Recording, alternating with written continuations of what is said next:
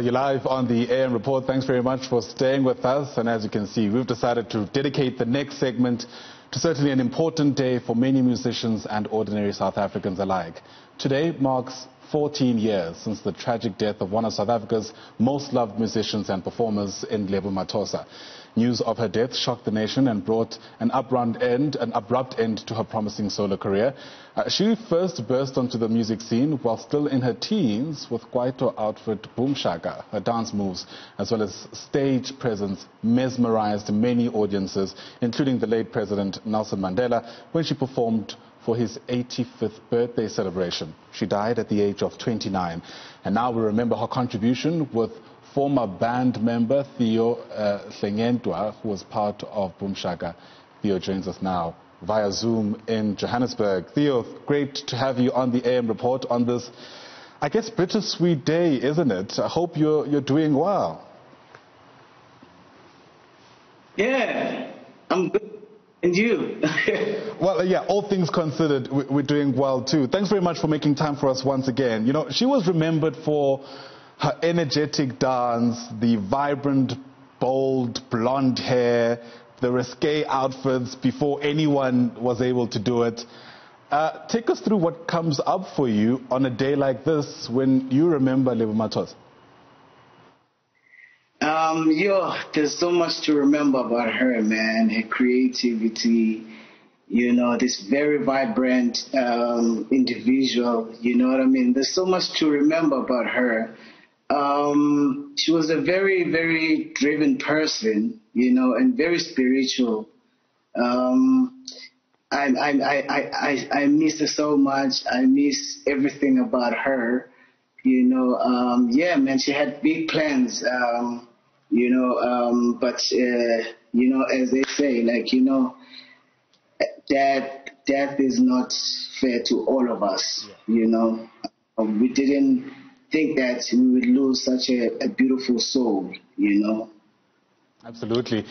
Let's take a few steps back. I mean, we've been told she was discovered at around the age of 14 by another legend in the game, so to speak, DJ Oskido.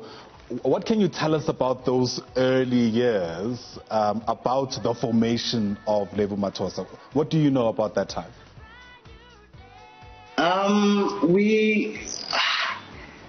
Most of us, you know, actually the four of us, sorry about that. The four of us, we were attending schools in Johannesburg, you know, and we used to meet at a very common space that was run by Oskido, you know. We would compete against each other. I was in a group called Majans, and she was in a group. It was a 3 girls group. They used to call themselves, it was Tembi, Lebo, Mabatu, so TLM. And we would always compete against each other, and they would always win, you know. So then that's how we all met, one space where it was a youthful space that was actually run by Oskido in Hillbrook back in the days, a place called Raznotas. Yeah. And you know, at the time, Oskido tells us that Lebo already was an incredibly headstrong person, you know, someone with the resolve to get things done. Does that correlate with your experience?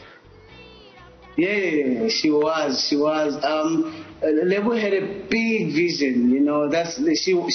I remember back in the days when we grew up in Hillbrook, she said to Theo, one day you're gonna see me on TV. I'm gonna travel the world. And you know, sometimes you look at someone when they speak those words, you know, it looks so far-fetched, you know what I mean? But she had a bigger vision of herself, even though we didn't think that we would become a group one day. But as a friend and as someone that I knew before Boom Shaka, you know, I knew that, you know, this girl was going to go very, very far. Yeah, and since you knew Lebo before Boom Shaka, did you feel that she changed at all once the fame, the attention, the money started coming in? Was there any change at all to the person you had met before that moment? Lebo was always the same. Actually, people don't know this. Lebo was very, very shy. She was a very, very shy individual, very spiritual. She loved God, and Lebo was always Lebo. She had the same friends, she would go. Lebo was a kind of a girl that would go to Alex. When every girl was scared of Alexander, she would go and chill with the guys at the corner and eat with them and drink on the same bottle with them. She was just that girl, she was very, very gangster, And that's why people loved her so much, because she was very, very real, Yeah. And, it's the second time you're mentioning how spiritual she was. In fact, my understanding is that she also sang at the local church. Now, what happens typically in a church versus some of the things we saw from Lebo on stage are two very different realities. Take us through how she was able to marry the two, because I can already see some pastors raising a few eyebrows about how this person was, supposedly a spiritual person. But of course, that's the thing. She was incredibly complex and layered as a human being. She was very, for me, she had a character, that, she would reveal on stage, and then she would become a different person when she's home with the folks. And then when she's at church, she became something else as well. So she had different characters. Lebo was she had multiple lives within herself. So church girl, wear dresses, and then she gets on stage, she becomes so fierce, she was something, man. May her soul rest in peace. I will always remember her. I always miss her every day of my life, because she played a big part in my life, and I remember the words of wisdom that she planted in my life, And most of the time when I think about her, I think of all the things that she had said to me, that, she'd look at me and say, dude, life is very short, do as much as you can to make it out of this life. Absolutely. I guess we could use this moment to segue into how you felt the moment you found out that she's no longer around. Take us back to that moment. Sure. Yeah.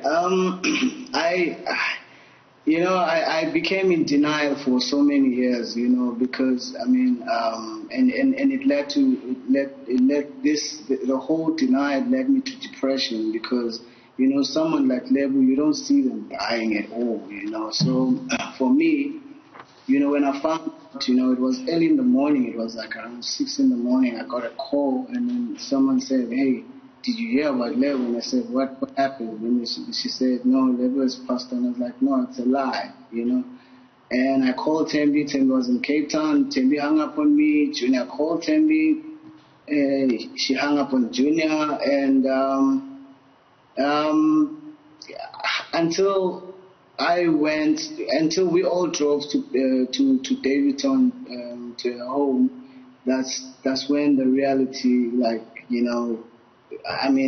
it was just so overwhelming. I remember, for that week, I was like, no, she's going to walk in at my house and say, hey, guys, I was joking, For 2 years, I went through this denial, and it hit me.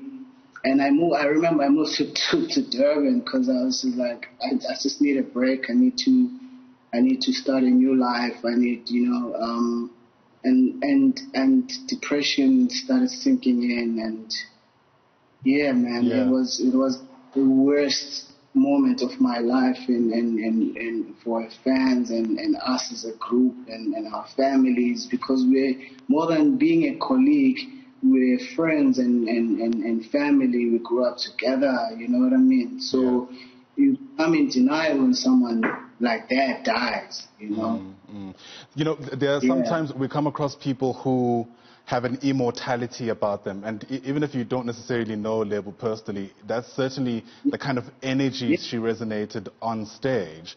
And because of her prominence, it's very easy to be surrounded by people and still feel incredibly lonely. To what extent does that resonate with you? I mean, I imagine those are some of the makings of one even slipping into something like a depression spell. Yeah, you know, my thing with the youth now these days, you know, I always say, like, you know, do follow your passion, but being a celebrity and being in this industry there's so much pressure, you know what I mean? There's so much pressure, you know, you have to look a certain way, you always have to improve, you know what I mean? If you don't, one mistake is, you know, people sign you off, you know what I mean? So for me, when I moved to actually Durban, you know, I remember walking down the park and these school girls were like, oh, is this Theo? Oh, not Theo. Oh, no, why would Theo be here? Because I was walking to Musgrave, you know, because I was just wearing my headphones, you know, just going to gym, I was walking. And then I became at peace when people didn't recognize me. And that was it for me. I became the happiest person because now I was not under pressure. You know what I mean? To fit in this industry, to look a certain way, you know what I mean? So for me, you know, I got my freedom of being who I wanted to be when people were like, no, it can't be Theo, and then they move along. But most people, when they recognize me, they have expectations. Oh, dude, why are you walking, this and that? That's the pressure that we get in this industry. You know what I mean? And I mean, I'm so grateful that still today we are still working as a group. You know, we still get things. But obviously, like, things have changed now. You know what I mean? The upcoming young artists are taking over the industry. But the love that we get when we get on stage is amazing and overwhelming, you know. Absolutely. So, yeah. Sure. Yeah, you've been incredibly generous about your journey thus far. As we round down our interview, many of us remember Lebo sometimes when we're going about our everyday business and a song comes on or somebody has a striking resemblance to her. How do you remember her 14 years later? Sure. There's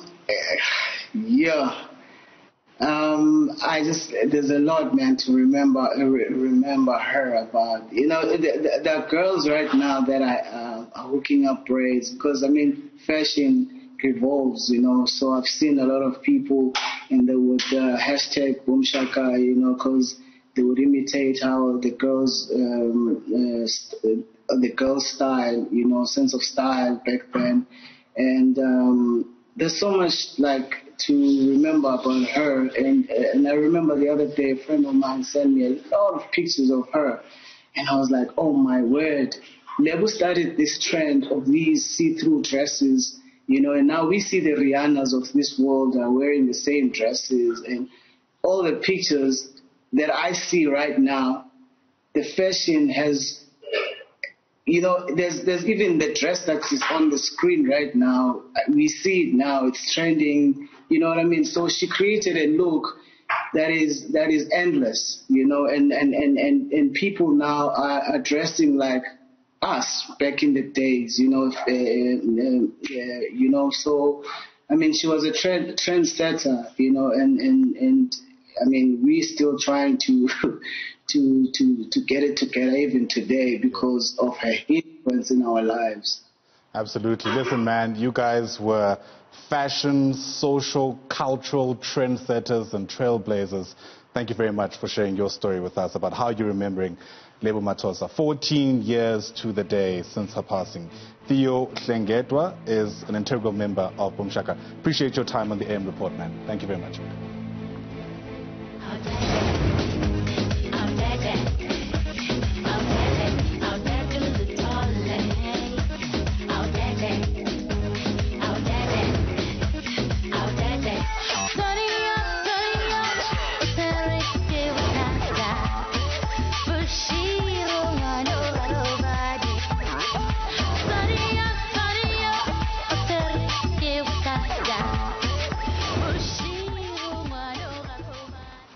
Absolutely. Remembering the lives and times of Lebo Mathosa. Today marking 14 years since the country learned with shock of her tragic passing.